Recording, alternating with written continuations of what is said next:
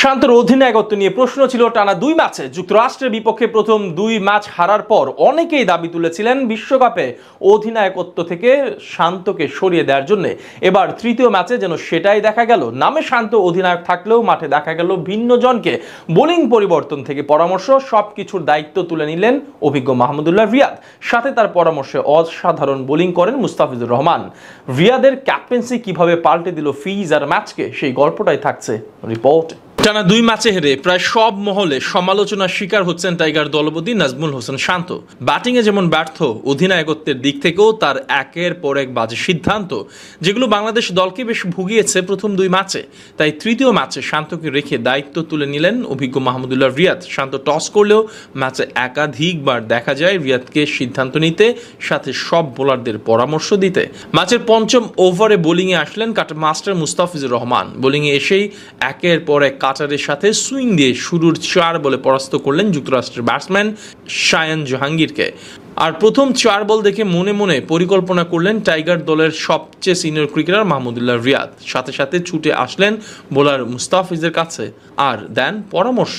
ব্যাটসম্যানদের দুর্বল জায়গা ধরিয়ে দিলেন কাটার মাস্টারকে। ঠিক পরের বল অর্থাৎ ওভারের পঞ্চম বলে পুল করতে গিয়ে আউট জাহাঙ্গীর। উইকেট পেয়ে ফিজও দৌড়ে গেলেন রিয়াদের কাছে। এখান থেকেই বোঝা যায় শান্ত নয়, অধিনায়ক হিসেবে দলের আসল ভূমিকাটা রাখেন অভিজ্ঞ সাইলেন্ট কিলার। এই ম্যাচে রিয়াদের সেই পরামর্শের পরই যেন পাল্টে যান মুস্তাফিজ। শুরুর 2 ম্যাচে তেমন কিছু করতে না পারলেও এই ম্যাচে ইনফর্ম ফিজকে দেখলো টাইগার সমর্থকরা। কথিত আছে ফিজের ব্যর্থতার অন্যতম বড় কারণ তাকে দলের অধিনায়করা ঠিক মতো ব্যবহার করতে জানে না। ধোনির পর মাহমুদুল্লাহ রিয়াদ যেন আরও একবার সেটাই প্রমাণ করলেন। বল হাতে এই ম্যাচে ফিজ ছিলেন দুর্বার, অপ্রতিরোধ্য।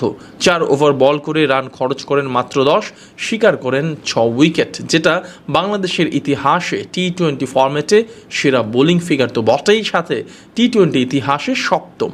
এর আগে বাংলাদেশিদের মধ্যে এই রেকর্ড ছিল ইলিয়াস সানির দখলে।